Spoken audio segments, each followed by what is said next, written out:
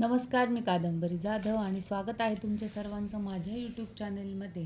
आपण भगवद्गीतेतील श्लोकांचा अभ्यास करत होतो. आपला अर्जुन विषाद योग पूर्ण झालेला आहे आणि सांख्ययोगमधले आपले 50 श्लोक पूर्ण झालेले आहेत.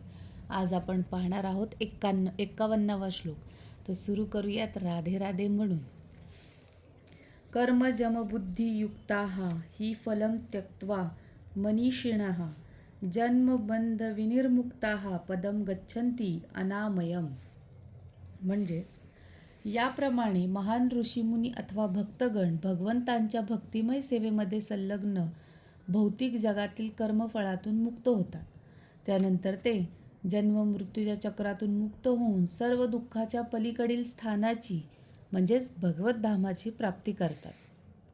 याच्यावरून जो काही अर्थ स्पष्टीकरण मिळालेलं आहे मला किंवा जो अभ्यास केलेला आहे त्याच्यामुळे हा व्हिडिओ थोडासा मोठा होईल. तर बघूया आपण पुढे. ज्यांनी भगवंतांच्या चरणांचा आश्रय घेतला आहे त्यांच्यासाठी हा मोठा संसार सागरी अगदी छोटा वाटतो, जसं वासराच्या खुरात साचलेलं थोडंसं पाणी. कारण त्यांना भगवंतांचा आधार मिळालेला असतो. अशा लोकांचे ध्येय या दुःखाने भरलेल्या जगात अडकून राहणे नसते, तर त्यांचे खरे ध्येय असते भगवंतांचे धाम म्हणजे क्लेश नसलेले दिव्य स्थान प्राप्त करणे. हे जग पदोपदी संकटांनी भरलेले आहे. स्थिर असं काहीच नाही. ना आनंद, ना चिंता, ना शरीर, ना लोकांमधली योग वियोग प्रेम, ना यश ना अपयश. विश्वामध्ये कुठेही आणि कोणत्याही प्रकारचे शरीर क्लेशविरहित जीवन देऊ शकत नाही, याचे अज्ञान लोकांमध्ये आहे.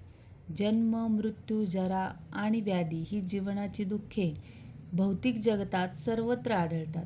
अज्ञानामुळे लोक सकाम कर्म करतात, पण बाहेर मिळणारी प्रत्येक गोष्ट तात्पुरती असते, म्हणून मन पुन्हा रिकामे होते. खरे दुःख बाहेरच्या वस्तूंच्या अभावामुळे नसते, तर आपण आपले खरे स्वरूप विसरलो आहोत यामुळे असते. मग आपले खरे स्वरूप काय? मनुष्य फक्त शरीर नाही, तो भगवंतांचा सनातन सेवक आहे. आपण परमात्म्याचे अंश आहोत आणि आत्म्याचे खरे सुख परमात्म्याला जोडून राहण्यातच आहे. जेव्हा माणूस हे समजतो तेव्हा त्याचे जीवन बदलू लागते. तो अपेक्षा, भोग, मान सन्मान, गर्व, लोभ, वासना यात अडकून राहत नाही.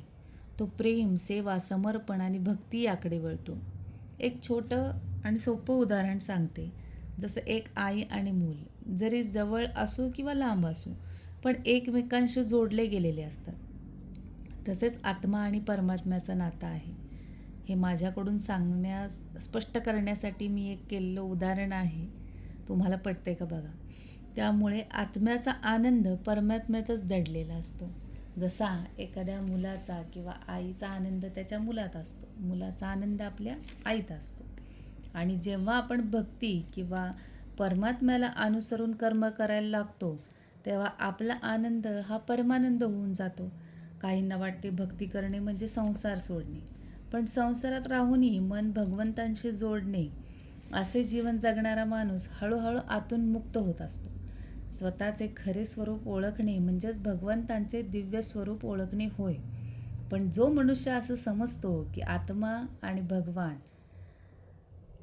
परमात्मा पूर्णपणे एकच आहे, तर तो अज्ञानातच राहतो.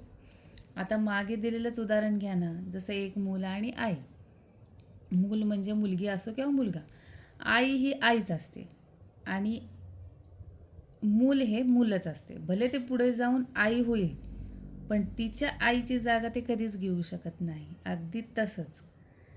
कारण तुमच्या आईचं वेगळेपण म्हणजे तिची कर्तव्य, प्रेम करण्याची पद्धत, समर्पण, त्याग वेगळा असेल आणि तुमचा वेगळा असेल.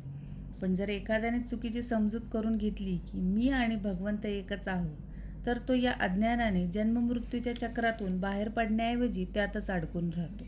आणि म्हणून माझे खरे स्वरूप म्हणजे भगवंतांचा सेवक असणे होय. जसे आपण आपल्या आईवडिलांचे सेवक असतो तसेच. आणि असे लोकच वैकुंठ लोकात जाण्यास पात्र होतात, असे इथे तात्पर्यात सांगितलेलं आहे.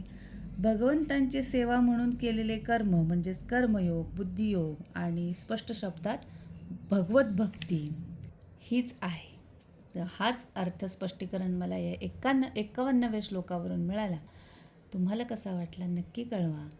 भेटूयात पुढच्या व्हिडिओमध्ये या श्लोकावरून काय लाईफ लेसन मिळतो ते घेऊन. तोपर्यंत राधे राधे. धन्यवाद.